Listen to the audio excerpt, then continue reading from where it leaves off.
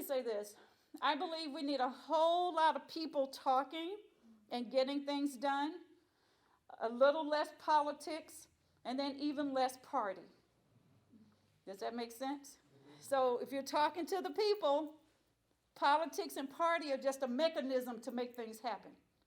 So let's put things in its perspective, making sure that we're talking to the people. And then I'll end with this. The other day, I was standing out in Haywood County. And let me tell y'all, it is very nerve-wracking to stand out and wave at voters these days when you have very large trucks with very loud, I mean, what makes them loud, y'all? The mufflers. Yep, big trucks, loud mufflers, and it's got 3 of those huge Trump signs on it, right? Y'all seen those? Well, in Haywood County, everybody votes at their election commission, and their election commission is in a roundabout. So what these 2 guys do is they ride those trucks around while the voters are in line voting, and they ride these trucks around. And I know me, I'm not even voting there, but that's very, thank you. Intimidating. So voter intimidation is not just people standing around and making you have to go through a line of them. It is also riding around the voting place, the polling place in these big trucks. So as I was standing there, a guy went by in his car. I waved at him, and he showed me a Trump mask. He showed me a Trump mask. And so what I did is what I always do. I gave him a thumbs up, and I said, thank you for being a voter. This same guy went around the roundabout.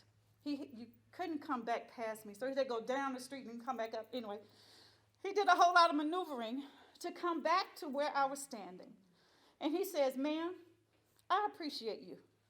I said, why?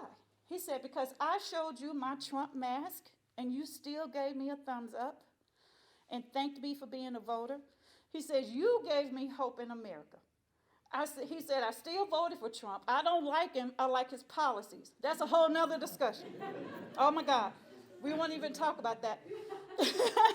But the fact that he took the roundabout, went down the street, came back up the street.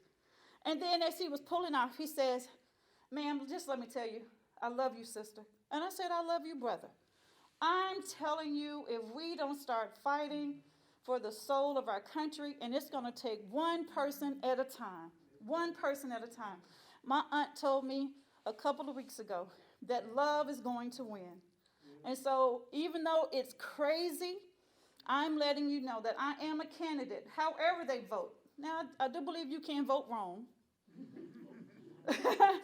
But however they vote, I'm giving thumbs ups and thanking people for being voters, because I believe that love is going to win.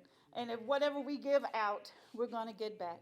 And I believe that the Democratic Party is showing that we want to bring people together, not tear us apart, that we want to listen to everybody, not just a favorite few, that we want to legislate for everybody, not just the people who line our pockets, that we want to see everybody strive and be the best Tennessean that they can be, and not just those who were born, as we used to say, on the other side of the tracks, and that we want to serve everyone.